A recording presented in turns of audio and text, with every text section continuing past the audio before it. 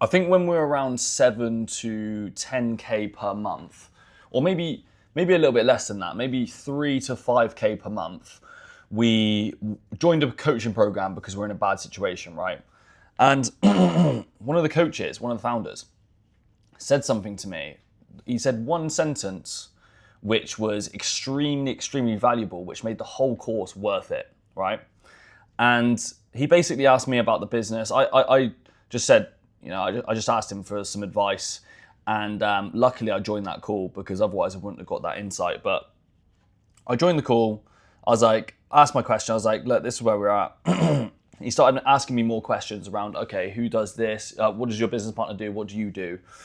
And I was like, oh yeah, I do the email campaigns, and he does the back end like operations, stuff like that. And he was like, who does the sales? And I was like, well, we're just trying to like look after our clients. And he was like, oh man, you like sales velocity is so key. And that one little phrase there, sales velocity, changed everything from there. We literally went from 3 to 5K to like 10 to, it took us all the way up to 50K. And then, it took us all the way up to 80K per month, really. The trajectory from that conversation took us to 80K. So that was a very, very interesting one, sales velocity. And it's just the case of a lot of business owners, clients we speak to in our industry as well, they want to do a good job. And that's obviously the most important thing, right? Doing a good job. But they also limit themselves to expand their horizons to get new customers. And especially when you're like an installation company, you literally have to get new customers every single time you do a job. So sales and marketing is extremely, extremely important. If you're fitting solar on a homeowner's property, you literally have to get a new homeowner every single day, really.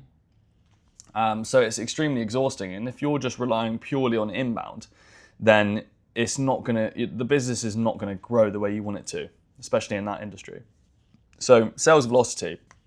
And we just sort of thought, okay, well, we're going to need to start selling to more clients. So we started looking for more clients, and funny enough, more money actually started coming in. And we went from, we were doing really, really well at the start.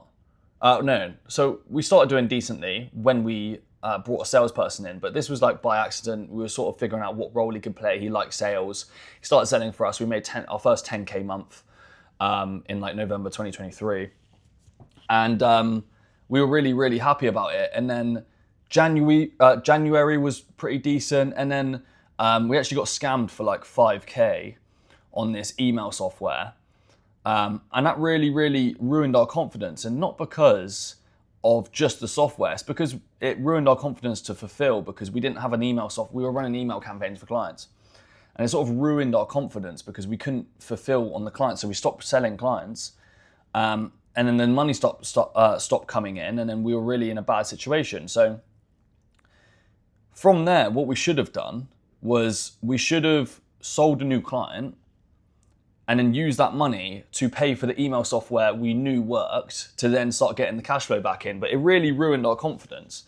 But this is just emphasizes the importance of sales velocity, because if you're not selling and growing the business at all times, then your company is dying. And as soon as we started selling more, we were able to grow the business the way that we wanted it to. It's just a simple mindset shift. A lot of people, they want to focus on the fulfillment and stuff like that, but being a business owner is really about growing the business and operating at a high level. If you can get the sales in to hire the people who can do all the other stuff for you, then you're in a position where you're in a much better position. And that's at the end of the day what I got into business for. I got into business to make money. So why stop yourself from making money? Do a good job and make money at the same time. Use the money that you're making to do a better job as well. So it's a win-win situation. I don't really see the downside there. So sales velocity, very, very key for us in our growth. I'll tell you a little bit about what we're struggling with at the minute, and a little insight that I had yesterday and today. So been having a little bit of an issue with our show rate to appointments for ourselves. And I think, because we do a sort of telemarketing approach to reach out to the prospects and that sort of thing, the first call has to be engaging. It has to build the interest, right? So you need to lower the friction on the front end.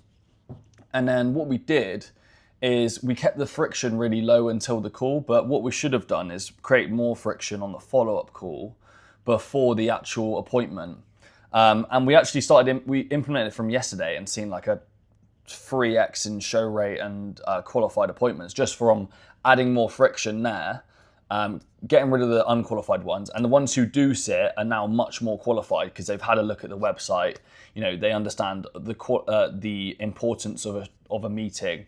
And we implemented a phrase such as, we have a no-show policy. So if you don't show up at the meeting, we won't be able to book you in again.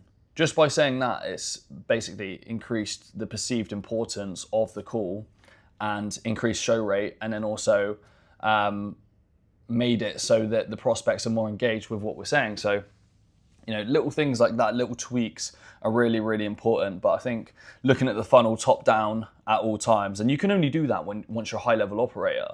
When you're in the business, doing the sales, doing all of the sales, doing all the day-to-day operations, you can't really think about these higher level decisions where it's like, okay, well, I'm creating friction. I'm not creating friction here. Still not creating friction before the appointment. Jump on the call with unqualified prospects or people who just don't show up and don't tell us at all. Okay, let's create a little bit of friction in between, and now it's bumped up the results massively. So, yeah, if you don't have the opportunity to do that right now, where you can think like a high level operator, just do it on the weekends.